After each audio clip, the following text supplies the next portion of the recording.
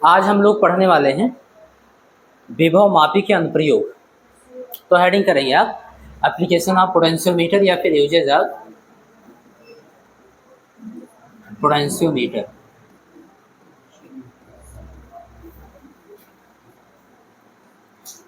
कल हम लोग पढ़े थे पोटेंशियोमीटर क्या होता है, इससे हम लोग क्या क्या कर सकते हैं, बात समझ में आ रही है। उसकी संरचना देखे थे, उसका सिद्धांत देखे थे, उसकी सुग्राह्यता देखे थे कि तार की लंबाई जितनी अधिक होगी उतना ही वो सेंसिटिव होगा। ये सारी चीज़ देख लेते। आज हम लोग इससे प्रयोग में क्या क्या करते हैं, बात समझ में आ रही है, वो देखेंगे और कैसे करते हैं पूरा देखेंगे। तो विभव मापी के उपयोग में पहला उपयोग आप लोग हेडिंग करेंगे बेटा, लिखेंगे सेल के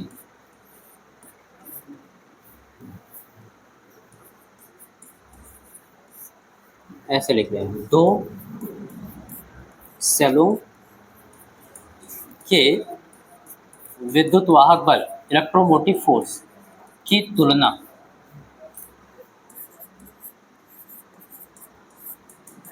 ये बेटा आपके प्रयोग में है। दो सेलों के विद्युत वाहक बलों की तुलना हम लोग कैसे करेंगे, ठीक है ना। चलो चलो सबसे पहले इसका हम लोग सर्किट देख लेते हैं कि अगर लेबोरेटरी में हम लोग गए तो कैसे हम लोग परिपथ बनाएंगे, कैसे जोड़ेंगे, बात समझ में आ रही है। देखिए, तो सबसे पहले आपके पास विभव मापी होगा। विभव मापी में दो सिरे होंगे, ए और सी। ऐसे ही तो ए और सी दो टर्मिनल होंगे ऐसे, ये ए था और ये सी। बात समझ में आ रही है, कुछ इस तरीके से उसको मैंने ऐसे बना दिया है यहाँ पर।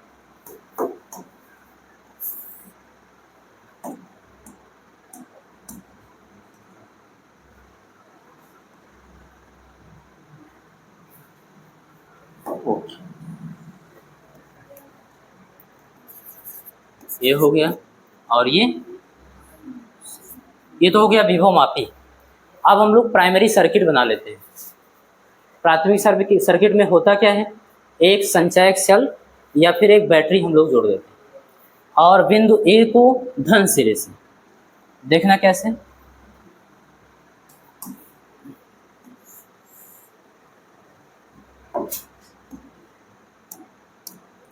ये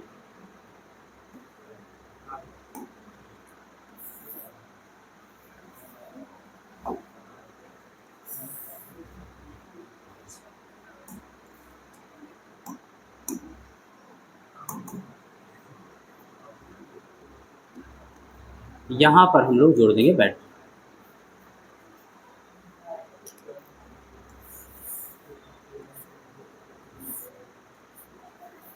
ये हो गया बैटरी बेटा, बात समझ में आ रही। और ये इसका पॉजिटिव टर्मिनल, ये नेगेटिव, बात समझ में आ रही है। इसको बी से ऐसे लिख दो, ये आपका बैटरी है और इसके धन सिरे को आपने किससे जोड़ दिया, बिंदु ए से, यानी यहाँ से कनेक्ट करोगे। कॉन्सेप्ट समझ में आ रहा है। दूसरी चीज़, इसमें एक स्विच लगाएंगे हम लोग, टाइपिंग की, यानी कि दाब कुंजी ऐसे। ये हो गया बेटा की, बात समझ में आ रही। अच्छा, फिर लगाएंगे हम लोग रियोस्टेट, परिपथ में धारा को नियंत्रित करने के कि बहुत ज़्यादा धारा प्रवाहित ना हो। धारा प्रवाहित बहुत ज़्यादा होगा तो तार गर्म हो जाएगा, जैसे प्रयोग में दिक्कतें आएंगी। देखिए, कह सकते हो कि विभव, जो तार का विभव प्रवणता होगा तार पर, उसका मान बदल जाएगा ना ताप बदलने से। तो इसलिए हमको धारा उतनी ही देर प्रवाहित करनी जितनी देर हम प्रयोग कर रहे हैं। इसीलिए हम लोग टैपिंग की लगाते हैं कि जब हमको जाके उठाना है, बात समझ में आ रही है, जब हम लोग प्रयोग करने वाले हैं यानी शून्य विक्षेप की स्थिति ढूंढने वाले हैं, बस उतनी देर ही दबा के रखेंगे, बात समझ में आ रही है। उसके बाद हम छोड़ देंगे, मिल गई स्थिति छोड़ देंगे। छोड़ने से होगा क्या, धारा प्रवाह रुक जाएगा, परिपथ धारा प्रवाहित नहीं होगा तो परिपथ गर्म नहीं। ओके, कि कुंजी हो गया। उसके बाद हम लोग क्या करेंगे बेटा, धारा नियंत्रक लगा देंगे, ठीक है। ये हो गया RH। यहाँ तक बात समझ में आई। ये आपका पूरा बन के क्लियर हो गया प्राइमरी सर्किट। बात समझ में आ रही? ओके। द्वितीय सर्किट में क्या करना है, दो सेलों के विद्युत वाहक बल की तुलना कर रहे हो ना, दो सेल लेना है आपको और दोनों सेल के धन सिरे को बिंदु ए से जोड़ देना है। बात समझ में आ रही? देखो कैसे जोड़ेंगे।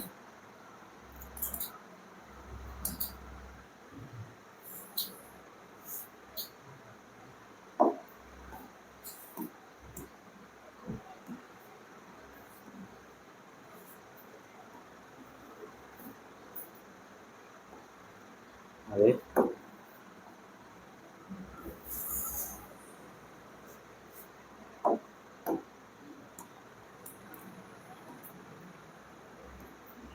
चलो बेटा,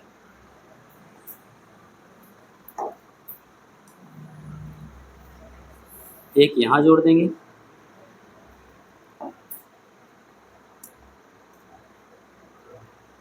और एक यहाँ जोड़ देंगे।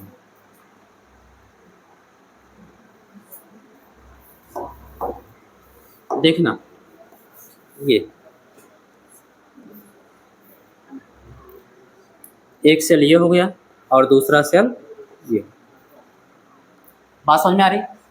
इसके विद्युत वाहक बल को हम लोग E1 मान लेंगे और दूसरे वाले सेल के विद्युत वाहक बल को E2 मान। इसका विद्युत वाहक बल E1 और इसका विद्युत वाहक बल। यहाँ तक बात क्लियर है? अब देखना बेटा, इसमें हम लोग स्विच लगाएंगे। कैसे स्विच लगाएंगे उस पर ध्यान देना थोड़ा। टू वे स्विच लगाएंगे।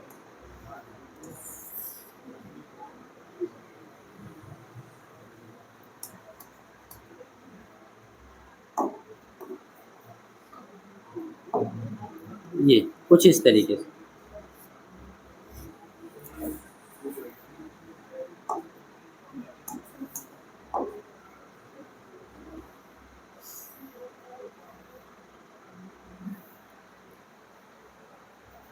और यहाँ से हम लोग क्या करेंगे, एक तार गैल्वेनोमीटर के एक सिरे से और गैल्वेनोमीटर का जो दूसरा सिरा होगा उससे जाके लगाएंगे, यानी ये।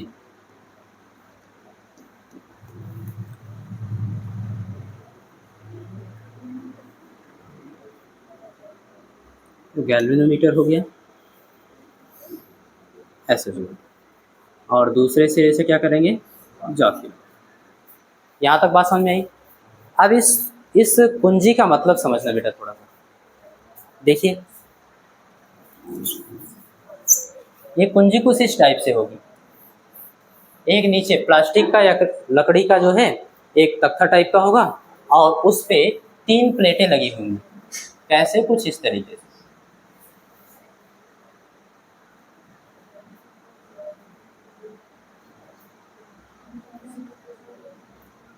ये आपको लेबोरेटरी में इस तरीके से मिलेगा। बात समझ में आ रही है? और इसमें ऐसे वायर के लिए एक स्क्रू यहाँ होगा, दूसरा यहाँ होगा, तीसरा यहाँ।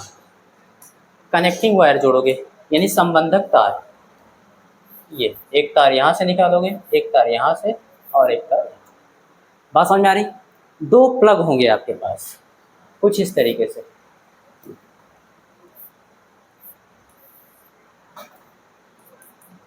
ये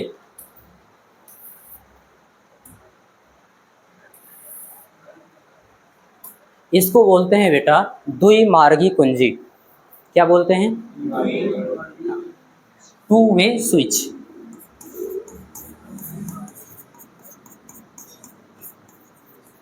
इसका उपयोग देखना बेटा बड़ा ही बढ़िया है।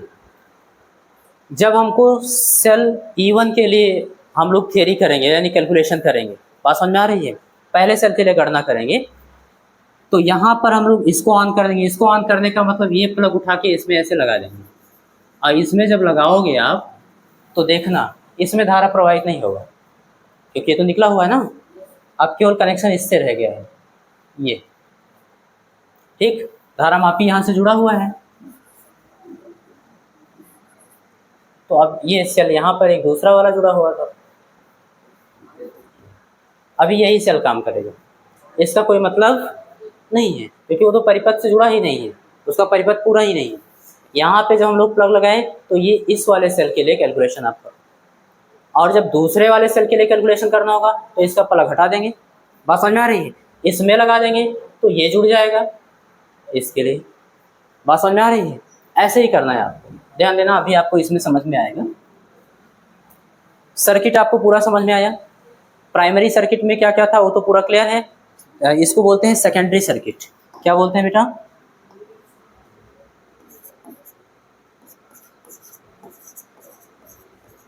सेकेंडरी सर्किट यानी कि द्वितीय परिपथ। प्रयोग देखना बेटा कैसे करना है आपको।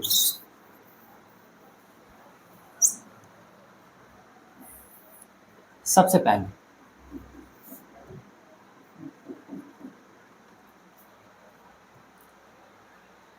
जब कुंजी के और इसका नाम दे देना K1, यहाँ पर लिख लेना कि ये जो कुंजी है वो K1 है और ये क्या है K।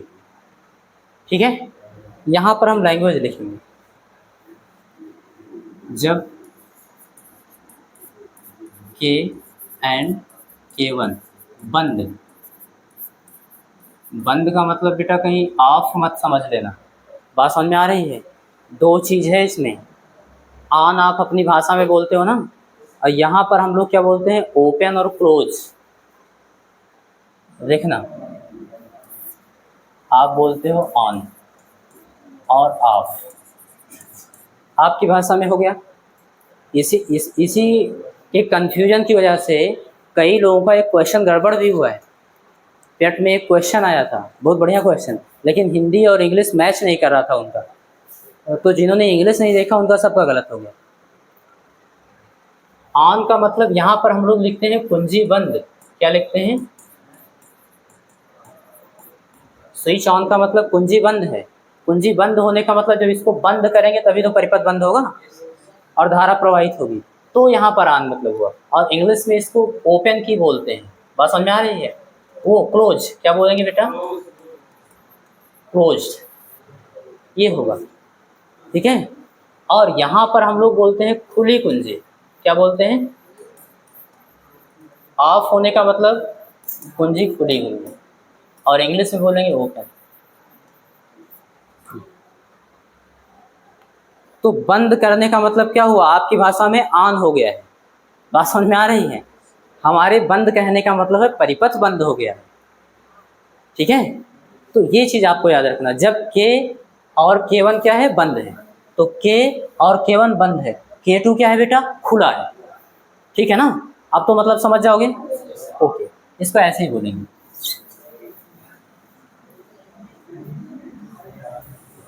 तो जब K,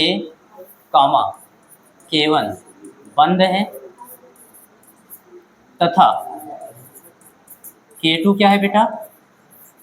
खुला है। तो अगर K2 खुला हुआ है, ये खुले परिपथ पर है, तो इसका कोई मतलब ही नहीं है, इसका कोई मतलब नहीं ना। ओके, तो इसको बंद करो बेटा, इसको दबाओगे आप। क्या करोगे? ऐसे दबाओगे। बात समझ में आ रही? दबाओगे तो ये ऐसे टच कर जाएगा। टच करने के बाद होगा क्या? बाह्य परिपथ में यानी A से C की ओर धारा प्रवाहित करेगा। बात समझ में आ रही है? तो आप जानते हो यहाँ पर हाई पोटेंशियल होगा और यहाँ पर लो पोटेंशियल। प्रत्येक बिंदु पर विभव का मान घटता जाएगा और धारा हाई पोटेंशियल से लो पोटेंशियल की ओर यानी धन टर्मिनल से ऋण टर्मिनल की ओर ऐसे बहेगी। यहाँ तक बात तो क्लियर हो गया? ओके बेटा, अब हमको कुंजी K1 भी ऑन करना है। ऑन करने का मतलब यहाँ प्लग लगा दिया। ठीक है, प्लग लगाया तो ऑन हो गया। ओके, अब आप जॉकी को पकड़ोगे और A से C तक आप ऐसे उसको हल्के हाथों से स्पर्श करते हुए ले जाओगे और रुकना कहाँ है? जहाँ पर गैल्वेनोमीटर में विक्षेप ना हो, यानी उसकी नीडल कहाँ पर चली जाए? 0 पर आ जाए। बात समझ में आ रही है? ओके, तो सपोज करना बेटा कि हम यहाँ कहीं एक बिंदु है, ये मान लो N1, क्या नाम है बेटा इसका? Null point. 1 का मतलब फर्स्ट। तो यहाँ पर हम जाते हैं ऐसे, तो शून्य विक्षेप की स्थिति मिल जाती है। शून्य विक्षेप की स्थिति क्या होती है? मिल जाती है। बात समझ में आ रही है? कोई डाउट तो नहीं है? ऐसे ही मान लिया गया कि ए से एन के बीच में, ए से सी के बीच में N1 एक बिंदु था, वहां पर जब हम पहुंचे तो हमको वहां शून्य विक्षेप की स्थिति मिल गई, यानी गैल्वेनोमीटर में धारा प्रवाहित नहीं हो रही। कॉन्सेप्ट क्लियर है? ओके। अब हम सभी जानते हैं बेटा, अगर गैल्वेनोमीटर में धारा प्रवाहित नहीं हो रही है तो टर्मिनल विभवांतर सेल के विद्युत वाहक बल के बराबर होगा, क्योंकि सेल क्या होगा, खुले परिपथ पर। इसमें किसी बच्चे को कोई डाउट नहीं है। विभव प्रवणता का कॉन्सेप्ट लगाएंगे, जो इसका सिद्धांत था। क्या था? विभव प्रवणता के बराबर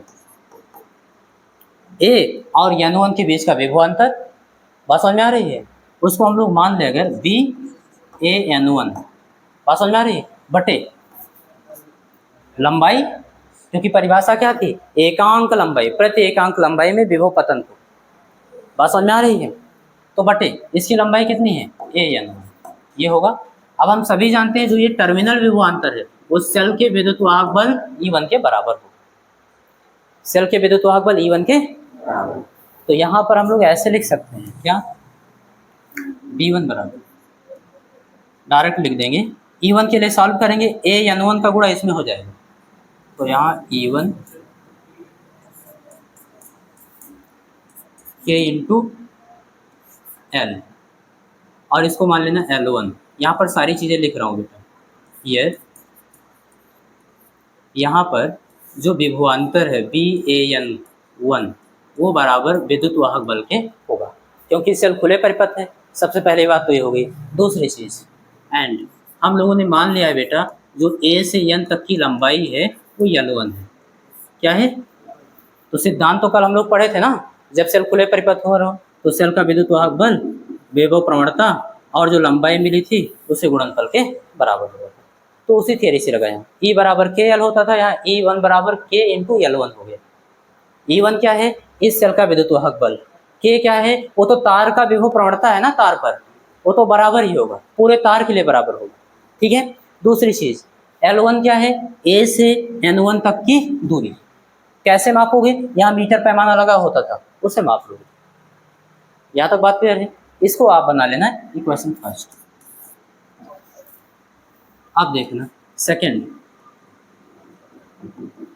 जब K, K2 बंद है तथा K1 खुला है। इसमें कोई दिक्कत तो नहीं किसी बच्चे को? ये थ्योरी कल पढ़ चुके हो ना? ओके। ऐसे अब यहाँ पर देखो बेटा, K बंद है और K2 बंद है, बात समझ में आ रही है? K1 अब खुला हुआ है। K1 क्या है? खुला हुआ। अब देखो इस सेल का कोई मतलब नहीं रहा, जोड़ो चाहे निकाल दो, कोई मतलब नहीं। ओके। अब देखना यहाँ तो धारा प्रवाहित होगी A से C की ओर, ठीक है।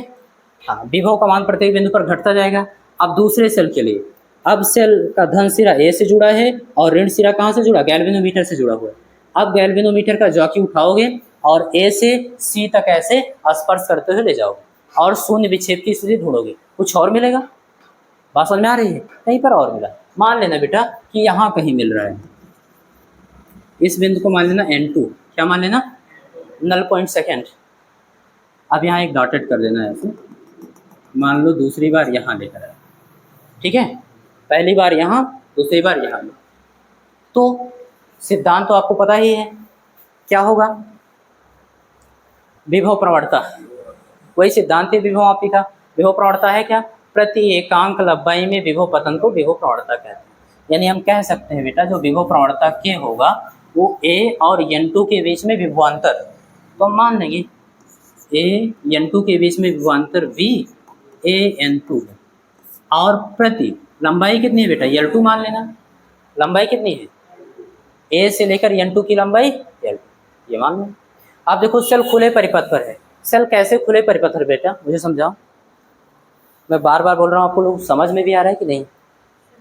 बताओ, सेल कैसे खुले परिपथ पर हुआ? क्या चीज़ बेटा? अरे नहीं, यही तो नहीं समझना है। उस सेल की बात ही नहीं कर रहा हूँ, जो सेल जुड़ा हुआ है E2, जिसका विद्युत वाहक बल E2 है, उसकी बात हो रही है। वो खुले परिपथ पर कैसे हुआ? जब कुंजी ऑन है। बिल्कुल सही कह रहा है, उस बिंदु का विभव बराबर है, और जब पोटेंशियल बराबर होता तो धारा प्रवाहित अब धारा प्रवाहित नहीं हो रही तो एक बात है ना, चाहे स्विच ऑन रखो चाहे ऑफ रखो, बात तो एक ही हुई। बात समझ में आई? तो इसलिए खुले परिपथ पर है। और अगर सेल खुले परिपथ पर है तो इसका विद्युत वाहक बल यानी कि E2, इसका जो विद्युत वाहक बल है E2 वो टर्मिनल विभवांतर के बराबर होगा। टर्मिनल विभवांतर का मतलब एक सिरा इसका कहाँ जुड़ा हुआ है A से, और दूसरा टर्मिनल कहाँ जुड़ा हुआ है N2 से।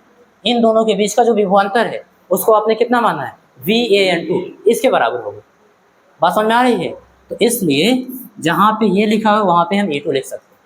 ये कल थियरी हम पढ़ा चुके हैं, इसको चाहो तो डायरेक्ट आप लिख सकते हो। कल आप प्राप्त किए थे, अगर सेल खुले परिपथ पर है तो E बराबर K इंटू L, यही तो आया था डेरिवेशन में, तो डायरेक्ट आप लिख सकते हो। इसका विद्युत वाहक बल E2 बराबर विभव प्रवणता, तार पर जो विभव प्रवणता है K इंटू लंबाई आप कितना माने बेटा, L2। हाँ, यहाँ बता देना अलग बात है कि जो विभवांतर है बेटा VAN2 वो बराबर होगा सेल के विद्युत वाहक बल E2।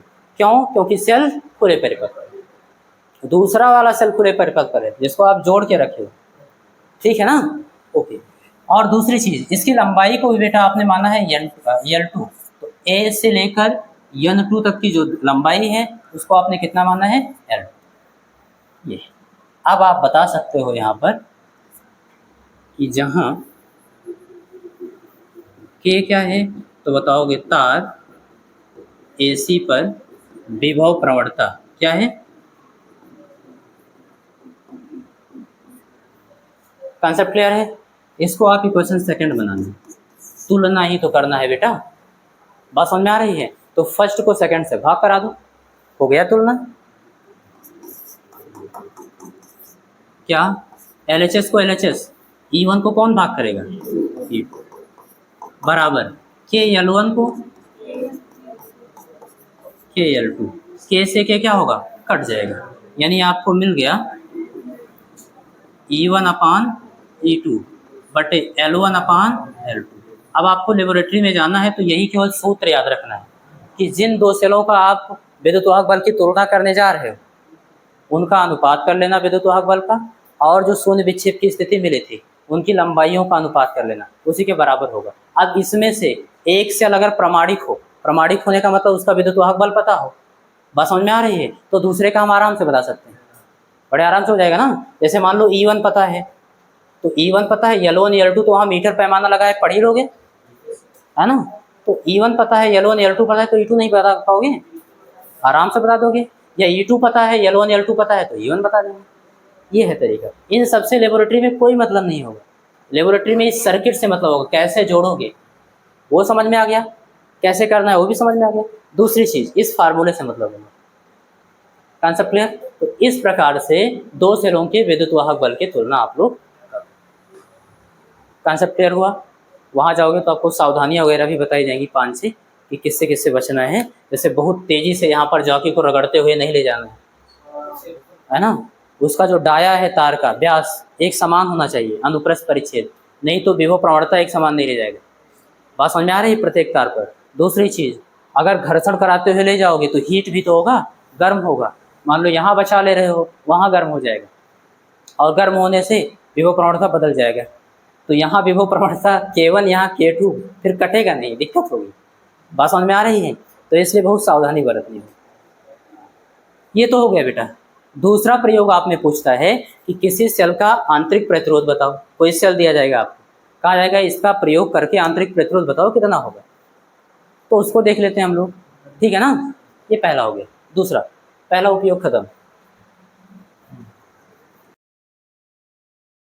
सेल का आंतरिक प्रतिरोध ज्ञात करना।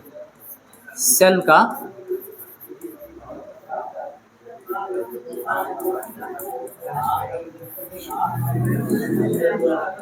नहीं बेटा, बातचीत मत करो।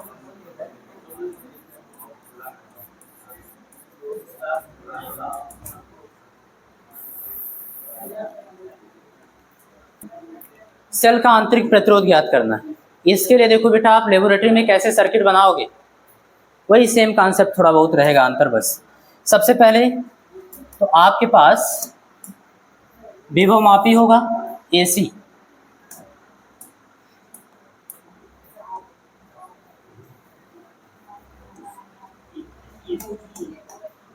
ये ए सिरा हो गया और ये सी, ये विभवमापी के तार का सिरा हो गया दोनों।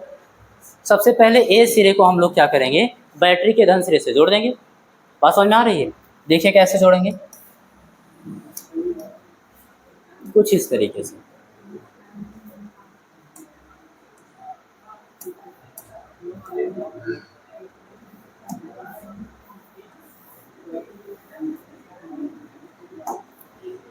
और यहाँ पर प्राइमरी सर्किट हम लोग बना लेंगे। देखना बेटा, बातचीत मत करो।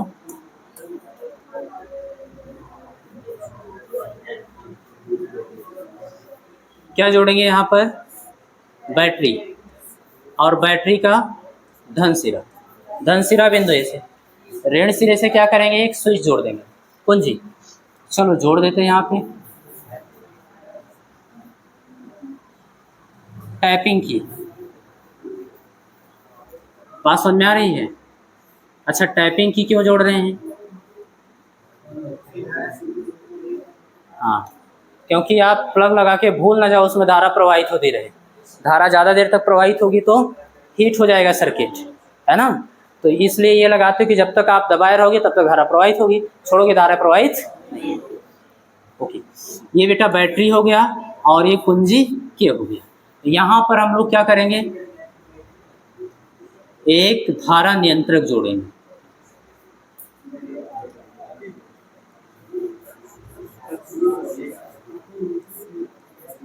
RH रियोस्टेट, बात समझ में आ गई। और उसके दूसरे सिरे को बिंदु सी से जोड़ देंगे। ये आपका प्राइमरी सर्किट या मेन सर्किट क्लियर।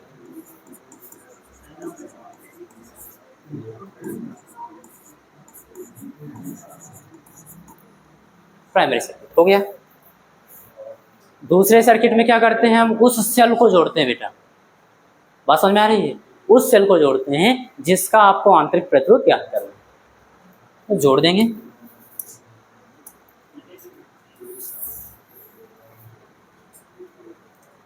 कैसे जोड़ेंगे ध्यान रखना।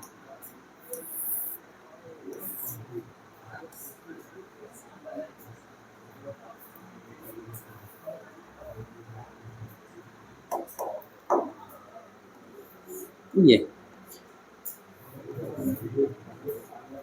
इसका विद्युतवाहक बल मान लेना आप E कितना है बेटा, कॉन्सेप्ट क्लियर।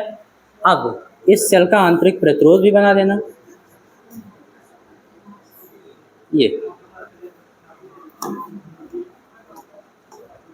इस सेल का आंतरिक प्रतिरोध कितना है, R।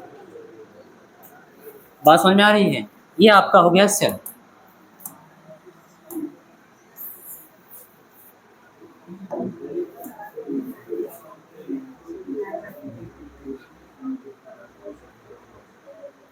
चलो बेटा,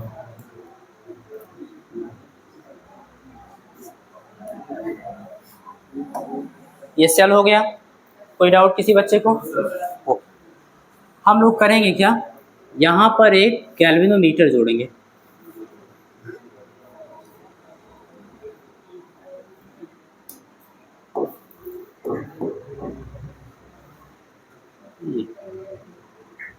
बात समझ में आ रही है? इसके नेगेटिव टर्मिनल को क्या किए, गैल्वेनोमीटर से जोड़ दिए और उसके दूसरे सिरे में क्या करेंगे, जॉकी लगा देंगे। ओके, यहाँ पर एक चीज हम और जोड़ेंगे।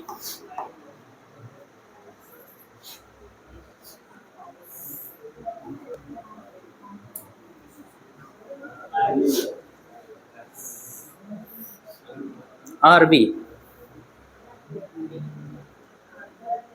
क्या जोड़ेंगे बेटा, RB का मतलब रेजिस्टेंस बॉक्स।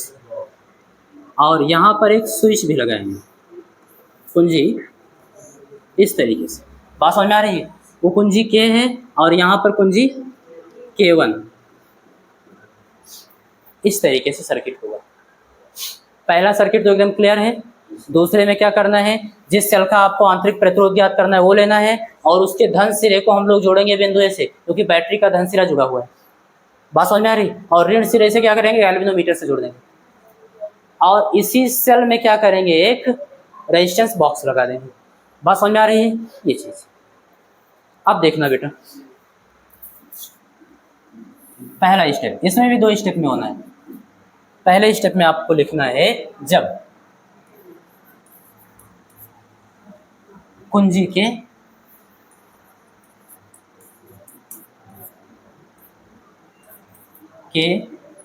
बंद है, क्या है बेटा, एंड K1 खुला है। ये बात समझ में आई? ध्यान देना, इसको तो आपने बंद कर दिया, परिपथ में धारा बहने लगेगी ए से सी की ओर। बात समझ में आ रही है? और प्रत्येक बिंदु पर विभव का मान घटता जाएगा। क्लियर? ओके। और ये खुला हुआ है, यानी अभी रेजिस्टेंस बॉक्स का कोई मतलब नहीं, ये खुला है ना। तब देखना बेटा, जॉकी का हम लोग जॉकी को पकड़ेंगे और ए से सी तक ऐसे हल्के हाथों से स्पर्श कराते हुए जाएंगे। बात समझ में आ रही? और शून्य विक्षेप की स्थिति प्राप्त करेंगे। ठीक है, चलो मान लो बेटा कि यहाँ पर कहीं पे ऐसे शून्य विक्षेप की स्थिति मिल जाती है और इस बिंदु को हम लोग मान लेते हैं N1। क्या मान ले रहे हैं? कोई डाउट किसी बच्चे को? नहीं ना, यहाँ शून्य विक्षेप की स्थिति मिल गई। तब सिद्धांत तो पता ही है, क्या, E बराबर K इंटू L से, यही तो था विभव मापी का सिद्धांत कल हम लोग प्राप्त किए थे। देखो, सेल खुले परिपथ पर है, क्यों है? क्योंकि गैल्वेनोमीटर में से कोई धारा प्रवाहित नहीं हो रही। तो बात एक ही है, चाहे कुंजी ऑफ रखते तब भी वो खुले परिपथ पर रहता, अगर ऑन भी है मान लो यहाँ पे धारा नहीं जा रही है तब भी खुले परिपथ, और अगर ऐसा है तो टर्मिनल विभवांतर विद्युत वाहक बल के बराबर है। अगर हम विभव प्रवणता को ध्यान दें तो विभव प्रवणता के बराबर होता क्या था?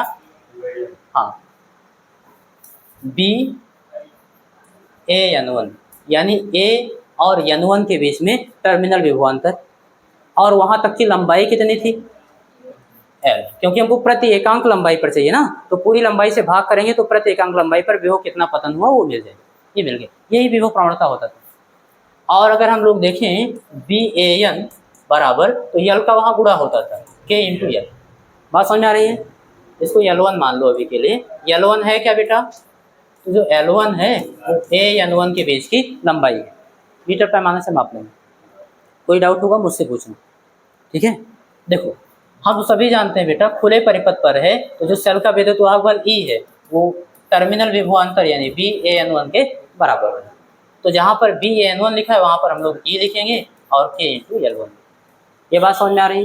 ये पूरा बार बार आपको डेरिवेट करके बताता हूँ कि याद हो जाए, कोई दिक्कत ना। तो हम डायरेक्ट लिख सकते हैं सिद्धांत से, विद्युत वाहक बल E बराबर विभव प्रवणता K इंटू शून्य विक्षेप की स्थिति N1, तो A से उसकी लंबाई L1, और यहाँ पर सारी चीज़ हम लिख देंगे। यहाँ पर जो L1 है बेटा वो बराबर किसके है? A into N1।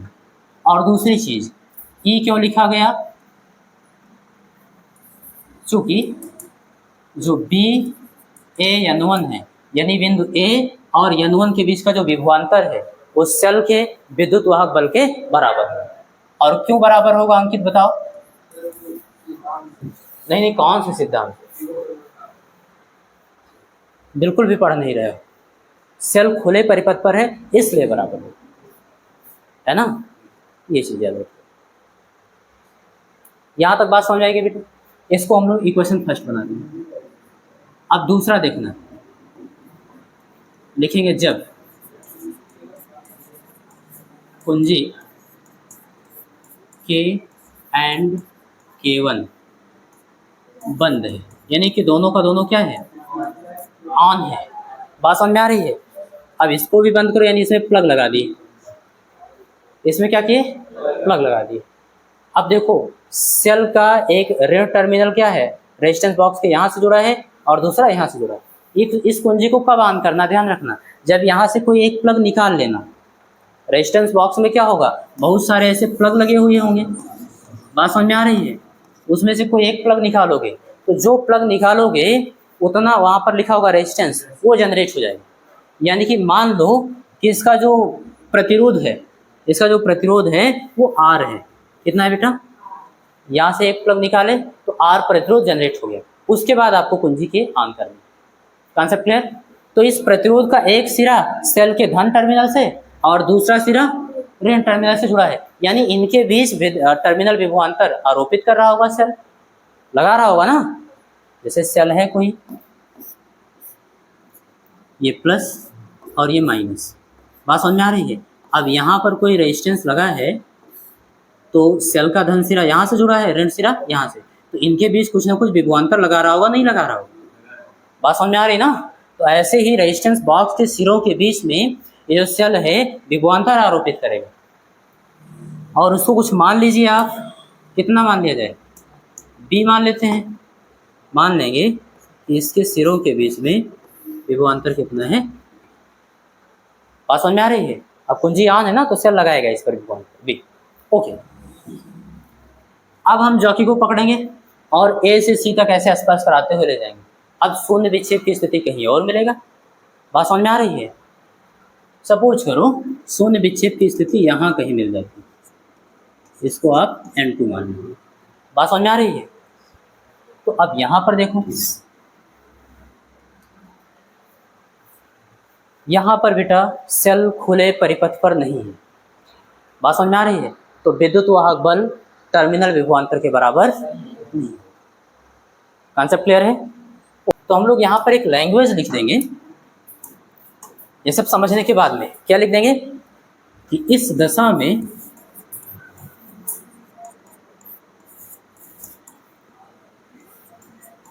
सेल का टर्मिनल विभवांतर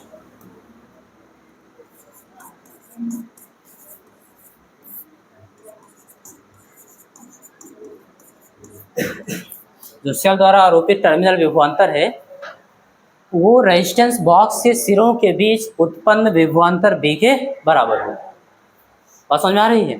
तो लिख देंगे विभवांतर प्रतिरोध बॉक्स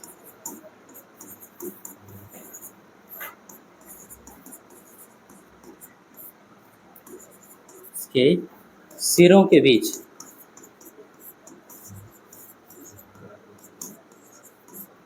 उत्पन्न या आरोपित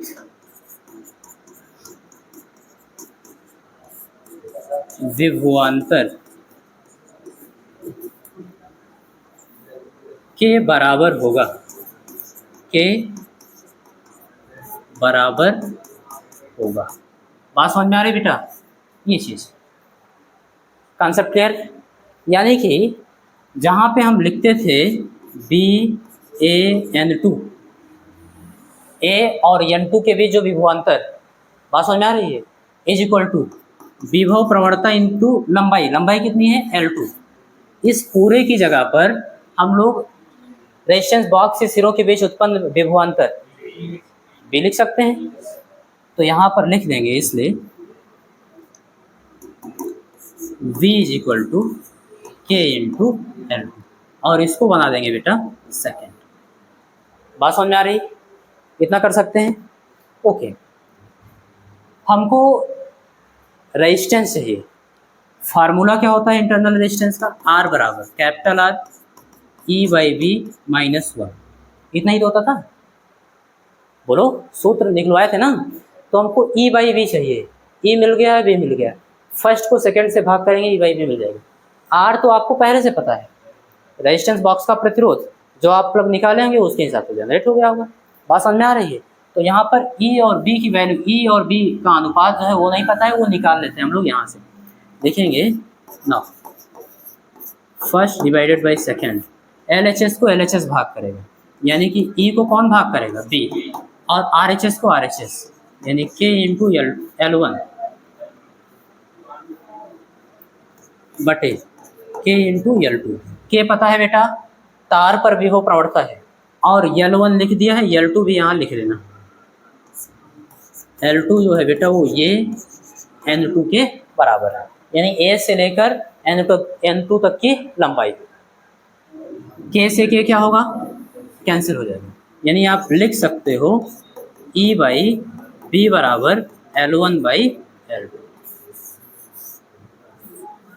ठीक है।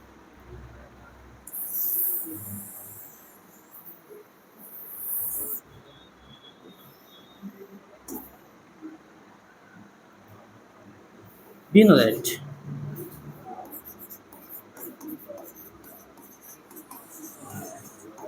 हम जानते हैं कि जो सेल का आंतरिक प्रतिरोध है बेटा स्मॉल आर बराबर वो बाह्य प्रतिरोध capital R into E upon B, यानी सेल का विद्युत वाहक बल और टर्मिनल विभवांतर का अनुपात। तो सेल का विद्युत वाहक बल ही टर्मिनल विभवांतर बी -1, ऐसे ही तो कुछ होता था। अब ई बाई बी की वैल्यू आप याद कर लो L1/L2 यहाँ पुट कर लो, इसलिए स्मॉल आर बराबर कैपिटल आर L1/L2 -1। अब आप लेबोरेटरी में जाओगे तो आपको केवल इस सूत्र से मतलब होगा। बात समझ में आ रही है? ये सर्किट और ये सूत्र, तो सर्किट तो आप जान ही गए हो, सूत्र आपके सामने है। सूत्र में चाहिए क्या क्या, जो आप रेजिस्टेंस बॉक्स में प्रतिरोध जनरेट किए हो वो प्रतिरोध चाहिए, मिल जाएगा आराम से। L1 और L2 चाहिए। तो जो शून्य विच्छेद की स्थिति है, पहली बार मीटर पैमाना से देख के नोट कर लोगे, दूसरी बार मीटर पैमाना से देख के नोट कर लोगे, बस तीन ही चीज़ तो चाहिए, R, L1, L2 आराम से मिल जाएगा और आप याद कर लोगे ऐसे। बात समझ में आ रही है? और अच्छा रीडिंग के लिए आप क्या करोगे, भिन्न भिन्न रेजिस्टेंस बॉक्स से प्लग निकाल के बार बार R1, R2, R3 ऐसे कम से कम 3-4 बार निकालना, औसत ले लेना, आपको खत्म। बात समझ में आई?